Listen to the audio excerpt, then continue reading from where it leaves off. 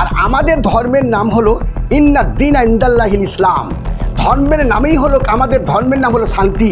এখন আমরা চাচ্ছি এই আইনটাকে বাতিল করতে হবে, হ্যাঁ বন্ধ করতে হবে। যে আগে ছিল সেইভাবেই থাকবে, আমাদের কোনো আপত্তি নাই। সরকার বহু জায়গা আছে, বহু আইন করার পাস করার জায়গা আছে। আমাদের এই মসজিদ মাদ্রাসায় এবং ওয়াকুফ বোর্ডের তার টার্গেটটা কেন? ওয়াকফ আইন বাতিল করতে হবে। সারা ভারতের পাশাপাশি আজ এই দাবিতে ইসলামপুর ব্লকের কমলাগাঁও সুজালি অঞ্চলের হাজি মোড় থেকে শুরু করে চিল্লাখানা অবধি এক বিক্ষোভ মিছিল করেন সুজালির মুসলিম সম্প্রদায়। সুজালি ইসলামিক কমিটির উদ্যোগে আজকের এই বিক্ষোভ মিছিল আয়োজন করা হয়। যদি এই আইন বাতিল করা না হয় তাহলে আগামী দিনে তারা বৃহত্তর আন্দোলনে যাবেন বলে হুঁশিয়ারি দেন। অন্যদিকে এদিন জেলার হেমতাবাদে সারা ভারত ইমাম অ্যাসোসিয়েশনের উত্তর দিনাজপুর জেলা সভাপতি মোহাম্মদ মৌলানা আসির উদ্দিন এক সাংবাদিক বৈঠকে জানান, বিতর্কিত এই কালা আইন জারি হলে বিপন্ন হবে মাদ্রাসা, মসজিদ, ঈদগাহ সম্পত্তি। কারণ বহু ক্ষেত্রেই মৌখিকভাবেই দান করে গেছেন পূর্বপুরুষরা, যার লিখিত কোনো কাগজপত্র নেই। সরকার দখল করে নেবে মসজিদ, ঈদগাহ, মাদ্রাসার সম্পত্তি। অ্যাসোসিয়েশনের জেলা অবজারভার মৌলানা সাইদুর রহমান বলেন, শান্তিপূর্ণভাবে আন্দোলন করে আমরা স্তব্ধ করে দেব ভারতের প্রতিটি জনপদ যদি কালা আইন বাতিল না হয়। মৌলানা আসির উদ্দিন আরও বলেন, রক্ত দিয়ে শহীদ হয়ে এই আইন আমরা রুখবই। উত্তর দিনাজপুর থেকে ক্যামেরায় রামকৃষ্ণ দাসের সাথে হিমাংশু দাসের রিপোর্ট। আমার নাম হচ্ছে মোহাম্মদ মৌলানা আসির উদ্দিন। আপনি কি দায়িত্বে রয়েছেন? আমি দায়িত্বে আছি অল ইন্ডিয়া ইমাম অ্যাসোসিয়েশনের উত্তর দিনাজপুরের জেলা প্রেসিডেন্ট। অসুবিধা কিছু নেই, আবার অসুবিধাও আছে।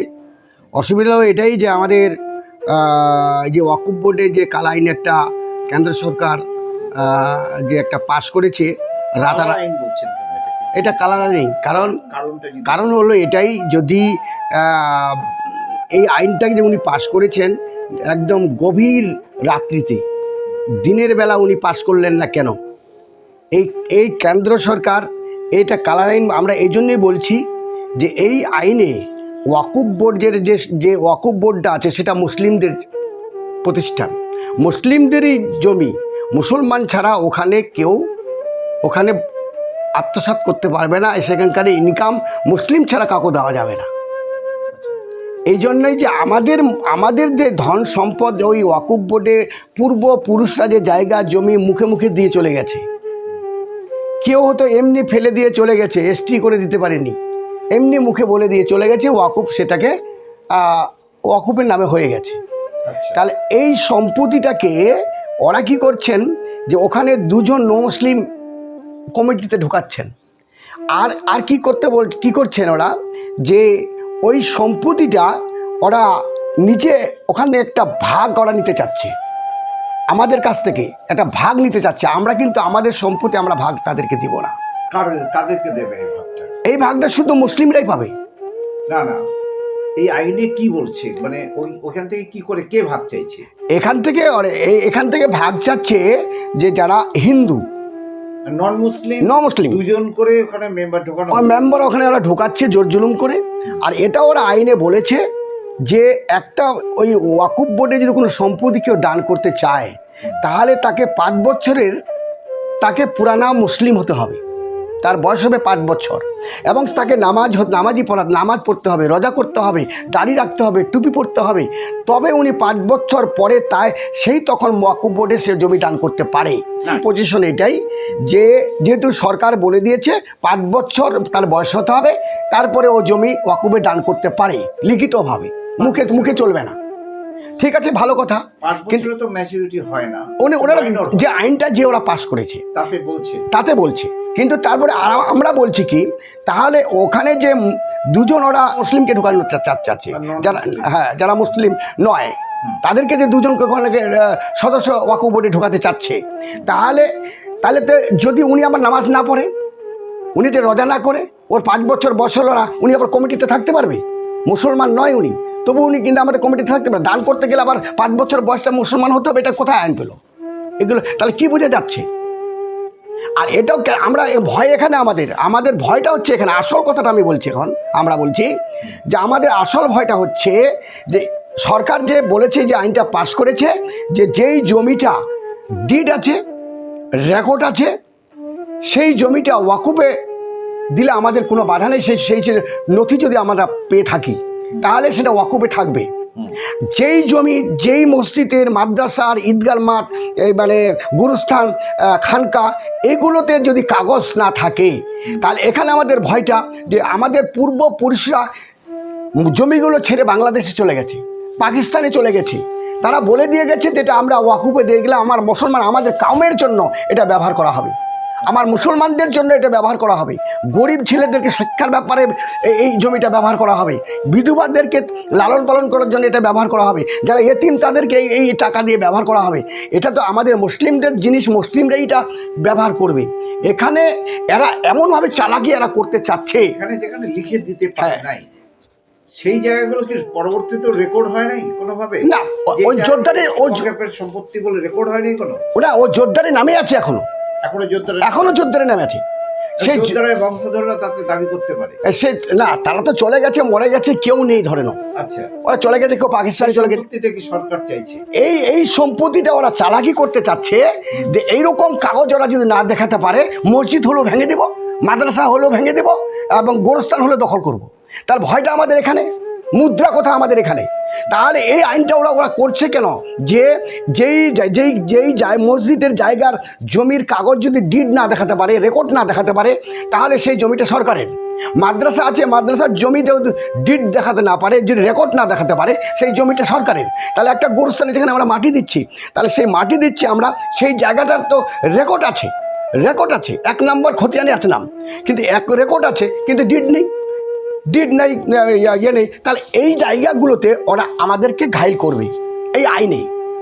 ভয়টা আমাদের এখানে, এই জন্য আমরা এইটাকে কালা আইন বলছি। তাহলে এখন কি চাইছেন? এখন আমরা চাচ্ছি এই আইনটাকে বাতিল করতে হবে, রদ করতে হবে। হ্যাঁ, বন্ধ করতে হবে। যে আগে ছিল সেইভাবেই থাকবে, আমাদের কোনো আপত্তি নাই। সরকার বহু জায়গা আছে, বহু আইন পাস করার জায়গা আছে। আমাদের এই মসজিদ, মাদ্রাসায় এবং ওয়াকুফ বোর্ডের তার টার্গেটটা কেন? এই সরকারের উদ্দেশ্যটা কি, মকসদটা কি? তাহলে মকসদটা আমরা বুঝতে পারছি এখানে। আপনারা সেই ব্যাখ্যাটা চেয়েছেন? হ্যাঁ, চেয়েছি আমরা লিখিতভাবে আমরা দিয়েছি। কেন এখানে হাত দেওয়া হচ্ছে? কেন সরকার এটাই চাচ্ছে যে আমাদের ত্রুটি এখানে না, কিচ্ছু ত্রুটি না। ওরা জানতে চাচ্ছে যে ওয়াকুবে ঢুকে কি হচ্ছে না হচ্ছে, ওয়াকুবে ঢুকে ওরা জানতে চাচ্ছে ব্যাপারটা। আচ্ছা, ওয়াকফের সম্পত্তি নিয়ে এরা জানতে চাচ্ছে কোথায় সুযোগটা আছে, কোন মসজিদের। এমনি তো বাইরে থাকতে বলতে পারবে না, কমিটিতে যখনই থাকবে তখনই বুঝতে পারবে অমুক মসজিদের কাগজ নেই, ওটাকে দখল করতে হবে। আমরা এর আগে দেখেছি যে কিছু কিছু ক্ষেত্রে ওয়াকফ বোর্ডের সম্পত্তি, হ্যাঁ, অনেকে ক্ষমতা বলে বিভিন্ন জায়গায়। আপনার জানা আছে কিনা, আমরা কিন্তু এর আগে এরকম খবর পেয়েছি যে ওয়াকফ বোর্ডের সম্পত্তি বিক্রি করা হয়েছে। ওয়াকফ বোর্ডের আমরা কিছুদিন আগে আপনার এলাকাতেই কিছুদিন আগে আমরা হেমতাবাদে দেখেছি, বাঙালবাড়ি পঞ্চায়েতের আন্ডারে একটি আপনাদের কবরস্থানের গাছ বিক্রি করে দেওয়া হয়েছে। দুটো গোষ্ঠীর মধ্যে ওখানে প্রায় বাকবিতণ্ডা হচ্ছিল। আমরা এটা নিয়ে খবর করেছিলাম যে বিনা পারমিশনে, এমন মানে ফরেস্ট অফিসারের ডিএফওর পারমিশন ছাড়া সেখানকার গাছ কেটে বিক্রি করে দেওয়া হয়েছে। এই ঘটনাগুলি তো ঘটে না, এই ঘটনাগুলো বিচ্ছিন্ন ঘটনা হতে পারে এটা, কিন্তু এরকম ঘটনা কিছু ঘটে। সেটাও হতে পারে যে সরকার সেই জন্যই সেখানে একটা কড়া ব্যবস্থা রাখার জন্যই হয়তো। তাহলে এই আইনটা কেন করলো? ওরা যদি এটাই আইন করতো তাহলে এখানে কাগজ, যেগুলো জমির কাগজ নেই, পূর্বপুরুষরা দিয়ে চলে গেছে মুখে মুখে, তাহলে সেটাকে বলছে কেন যে এই কাগজ না থাকলে এটা সরকার নিয়ে নিবে? এটা কেন সরকার এভাবে বলুক না, সরকার এভাবে বলুক যে ওয়াকফ বোর্ডে কতগুলো সম্পত্তি আছে সেগুলো সমস্ত পেপার ঠিকঠাক করে ওয়াকফ বোর্ডে দেওয়া হোক, তাহলে এটা ঘটনা ঘটবে না। এই প্রস্তাবটা আপনারা রাখেন, আমরা এটা বলছি এইভাবে করুন। হ্যাঁ, তাহলে সেখানে সরকার ইচ্ছা করলে সেটা নন মুসলিম বলে না, হ্যাঁ, সরকার তার তরফ থেকে রিপ্রেজেন্টেটিভ সেখানে রাখতে পারে। সরকারি রিপ্রেজেন্টেটিভ যে এখানে থাকবে এটা দেখাশোনা করার জন্য। তার জন্য তো মুখ্যমন্ত্রী আছে, এখানে মুখ্যমন্ত্রী আছে, আরো অন্য রাজ্যে আবার অন্য মুখ্যমন্ত্রী আছে। মুখ্যমন্ত্রী তো সেটাকে ডিল করছে, কারণ এখানে যেই দল থাকবে সেই করবে, যদি বিজেপি আসে বিজেপি করবে। তো এটা তো নয় যে সেখানে ওয়াকফ বোর্ডে আমাদের প্রতিনিধি ঢুকাতে হবে। কেন? ও সরকার যেই জায়গায় যেই রাজ্যে যেই সরকার আছে মুখ্যমন্ত্রী, সেই মুখ্যমন্ত্রী সেটা দেখাশোনা তারা করুক এই আইনটা। এটা কেন্দ্র কেন বলে দিচ্ছে না মুখ্যমন্ত্রীদেরকে, রাজ্য সরকারদের কেন বলে দিচ্ছে না যে আপনারা ওয়াকফ বোর্ডের সম্পত্তি কথা আছে সেটা ঠিকঠাক করে ওয়াকফ বোর্ডের ঠিক মতন যেন ব্যবহার হয়। হ্যাঁ, এটাকে একটা অডিট করার চেষ্টা করুন, তাহলে আমরা বলবো তা আমাদের সম্পত্তিগুলো কেন্দ্র সরকার সেটাকে ঠিকমতো ওয়াকফ বোর্ডে থাকছে কি না, নথিভুক্ত থাকছে কি না, এবং ওয়াকফ বোর্ডে ঠিকমতো কাগজপত্র তৈরি পেল কি না, এইটা যদি দেখতো তাহলে মনে করতাম যে না, কেন্দ্র সরকার আমাদের পক্ষ হয়ে আমাদের সম্পত্তিগুলো ওয়াকফ বোর্ডের সম্পত্তিগুলো বাঁচার জন্য কেন্দ্র সরকার চেষ্টা করছে। আপনারা কি এই মর্মে চিঠিচাপাটি করেছে? না, এটা নিয়ে আমাদের কেসও হয়ে গেছে, কেসও করেছি। আচ্ছা, অনেকজন কেস করেছে। এটা তো সুপ্রিম কোর্টে কেস করেছে। সুপ্রিম কোর্টে 15 তারিখে আমাদের আছে হিয়ারিং আছে। 15 তারিখে আমাদের হিয়ারিং আছে। আমরা আমরা আগামী 13-14-2025 তারিখে রোজ রবিবার 10টার সময় হেমতাবাদে আমরা বাস স্ট্যান্ডে ডেকেছিলাম। যখন আমরা ডাকার পরে আমরা দেখলাম যে মুর্শিদাবাদে একটা বিশাল গন্ডগোল হয়ে গেল। বিশাল গন্ডগোল হলো, সেটা কিন্তু আমাদের আলেমরা, আমাদের মতো লোকগুলো করতে পারবে সেই ঘটনা? কোনোদিন আমরা ধর্মীয় মানুষ, আমরা সেগুলোতে যাব না। কিন্তু এগুলো আমাদের সংগঠনে, আমাদের মিছিলে কে বা কাহারা দুষ্কৃতী মানুষ এবং এই ভারতবর্ষের পশ্চিম বাংলার শত্রু যারা, তারা আমাদের ভিতরে ঢুকে গিয়ে এগুলো বম্বিং করেছে এবং পাথর মেরেছে পুলিশকে, প্রশাসনকে, এবং দ্বিতীয় পুলিশের গাড়ি জ্বালিয়ে দিয়েছে। এগুলো আমাদের মতো তো সংগঠন, আমাদের মতো ইমামরা তো করবে না। তাহলে এই যে একটা অশান্তি করে দিয়েছে, আর আমাদের ধর্মের নাম হলো ইন্না দ্বীনা ইনদাল্লাহিল ইসলাম। ধর্মের নামেই হলো, আমাদের ধর্মের নাম হলো শান্তি। এই যে আমরা শান্তিতে বসবাস করতে চাই, আমাদের অশান্তি যেন না হয়, এই কারণে সেই ডেটটাকে আমরা কি করলাম, উইথড্র করে নিলাম। আমি উত্তর দিনাজপুর অল ইন্ডিয়া ইমাম অ্যাসোসিয়েশনের জেলা প্রেসিডেন্ট হিসাবে আমি বলে দিচ্ছি দায়িত্ব নিয়ে, দেখবেন যদি আমাদের ফলে আইনটা না আসে, যদি ওয়াকফ বোর্ডের যে আইন ছিল সেইভাবে যদি না থাকে, যদি এটাকে আবার অন্যভাবে আইনটাকে করে, তাহলে কিন্তু আমরা ছেড়ে দেব না। রাস্তাঘাটে সব সময় অবরোধ হবে। আমি এটাও তো আজকে বলেছি যে এটা আমি 15 তারিখের পরে রেল অবরোধ করব, যেখানে সেখানে সব জায়গায় রেল অবরোধ হবে। রেলগুলো বন্ধ করবো আগে, আমরা শহরে করতে যাব না, গ্রামে এসে বন্ধ করবো। মানে সেটা শান্তি পথে, হ্যাঁ, শান্তি মতে আমরা অশৃঙ্খলা করবো। আমরা প্রথম বলে দিয়েছি ইন্না দ্বীনা ইনদাল্লাহিল ইসলাম। আমরা শান্তি মতে আমরা বন্ধ করবো। গাড়ি, রেল, রাস্তা, মোটর, ট্রেন সব বন্ধ থাকবে।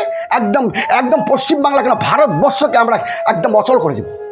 আইনের যে আইন আছে, এই আইনকে আমরা শ্রদ্ধা করি, কোর্টকে শ্রদ্ধা করি, কিন্তু এখানে আমাদের একটা ভয় হচ্ছে, আইনের যে একটা আছে, আইনের উপরে আমরা আস্থা হারিয়ে ফেলছি।